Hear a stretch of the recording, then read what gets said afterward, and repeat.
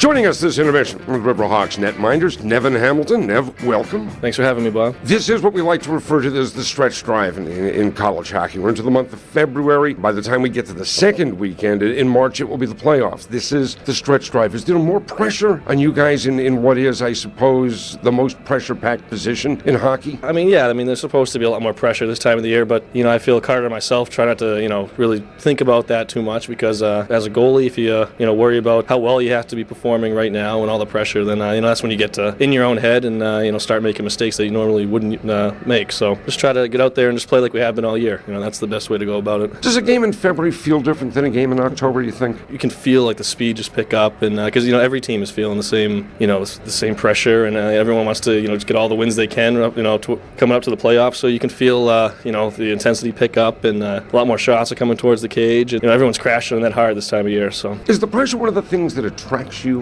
to the position? Yeah, I mean, I'm a fan of playing away games, because I like going there and getting heckled and then just feeling the pressure from the players, and the fans, and that gets me going. So yeah, I think I love the pressure. You use the crowd as they may not be rooting for you, but they're kind of your motivation. Yeah, and just a couple thousand more people to prove wrong, other than the 20 that you're facing on the ice. So I love that. I think I strive for that. Yeah, that gets me going, and if I'm feeling tired and they're yelling at me, that picks me right back up in the third period. So I've got to ask, because we've talked about you being a terrific first-shot goaltender. We hear that phrase. Mm-hmm. And we talk about cutting down ankles. We play at the Songus Arena, it's 200 by 85. We play at Northeastern or BU, it's 200 by 90. We play at Amherst or UNH, it's 200 by 100. Is it tougher to judge angles on bigger rinks, or is it different to judge angles? It is different. In the bigger rinks, you gotta, they could be deeper, out in the corner, and they have, a better angle to skate out in front of the net. So you gotta use that and make your judgment that way. And they also have, more room coming down the board, skating, and they can throw shots from, little different angles. But really, just the game doesn't change too much for me. The creases are all the same. So just keep that puck in the center of your body and make the saves. Talk to me a little bit about a team on the rush. How do you play it as a goaltender? What are you looking for? What are you watching? What are you doing? Just making sure I'm out of my crease, so I can get the foot speed going as they're coming towards me. Just watching, seeing if it's a 2-1, 3-2. Recognizing if there's going to be a late guy driving the net, a guy sitting back door, and then seeing what my defensemen are doing.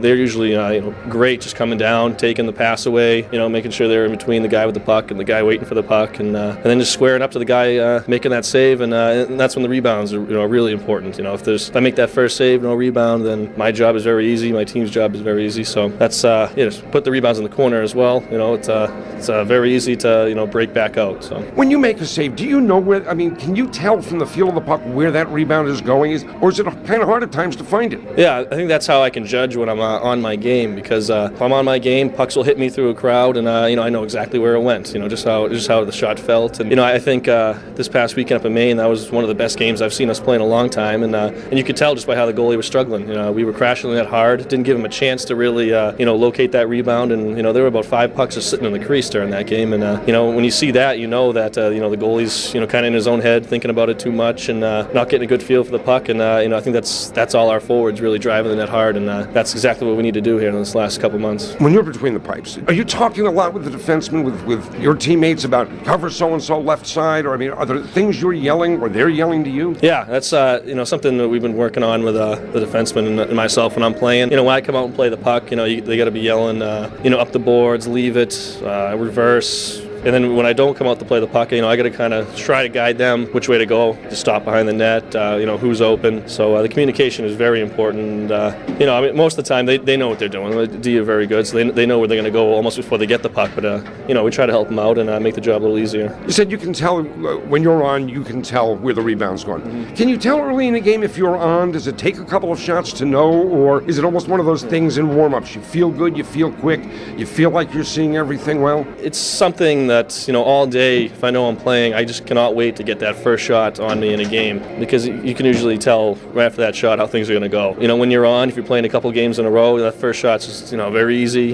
Stare right in the corner, but, for like myself, when I've missed a couple games and I try to get back in there, that first shot is huge. I think my first game back from injury against Amherst, I kind of had a hectic first play, and I misplayed the puck, and it took me the rest of the first period just to settle down a little bit. So yeah, you want to make that first save nice and clean, and I think warm-ups, you can have a great warm-up and come out and not do so well. So warm-ups are tough to judge, for me at least. So coming back from the injury, you had a little bit of a tough first shot. Mm-hmm. How long did it take before you felt, and I don't mean specifically in that game, at what point do you feel like you're back in mid-season form? I feel as though, the first game I played this season against Vermont, I didn't feel so hot, but the next game, I felt like I had been playing all season. So, and the same thing, recently I played Amherst, didn't do so great, I feel, but I felt pretty good against Merrimack, and felt like I was, controlling the rebounds a lot more. So, you got to get a game out of the way, and then, and then mentally you just got to get the confidence back, and, realize, you can play in this league, and, you can win a game, so that helps a lot. How much goaltending is mental? How much is physical? Well, I think for me, a lot is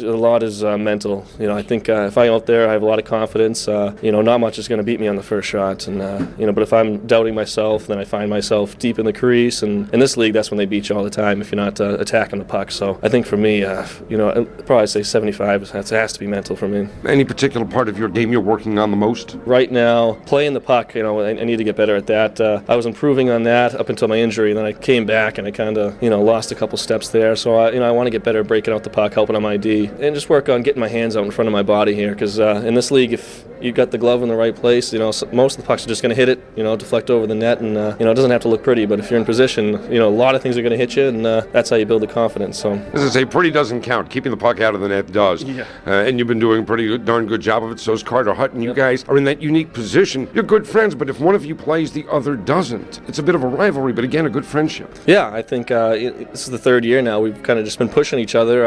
It hasn't been a lot of times where we've been doing this, one-two punch rotation. Either he's hurt or I've been hurt. It feels like, but when we're strong and we're ready to go, I feel like no one really can beat us. And if last week I only had one game and he was playing, and that's fine with me. I knew he could go up there and make the saves he had to make and win the game, and he's confident when I'm in there. So there's really there's no bad blood at all, and just always joking around, keeping it light, and we have the same I think we have the same attitude going into games, trying to keep it a little bit light, and we're not too tense, and I think that helps out and keeps the friendship alive for now. What's your favorite piece of equipment? I like the glove. I think I would have to say I finally got a new one this year. I like breaking it in, and glove saves I think are probably the prettiest, maybe the only prettiest thing I actually can do in the net. But yeah. How long did it take to break the glove in? It took, I think just now. I think I got it maybe last month, and just now I can actually close it maybe. But it's a process. I was a baseball player all my life, and I have to go home and while you're watching TV, sit there and wear it, and sleep, put it on your pillow and sleep on it, and other bizarre things. So I was going to say, I'd heard all those things. I know baseball players with the oiling it and wrapping it, and so you do all that with it. And when you say a glove, we're talking the catching mitt here. Do you do all those things with the glove? Well, I did take this one home, and was firing pucks into it like I was playing catch with a baseball, and just kept closing it, and I tried the elastic route, tying that around it, and that didn't go too well. I asked Sean, our equipment manager, ex-baseball player, if he had any Naconia glove rub. I actually didn't end up doing that, but I wonder if that would work for a goalie glove. I don't know. Fair enough. The glove hand seems to be working, so the glove must be doing its job. Well, for now. Nevin Hamilton, we thank you very much for your time. We wish you continued success. Thank you. Thanks, Bob. That is Riverhawk goaltender Nevin Hamilton. You are listening to the Riverhawk Radio Network.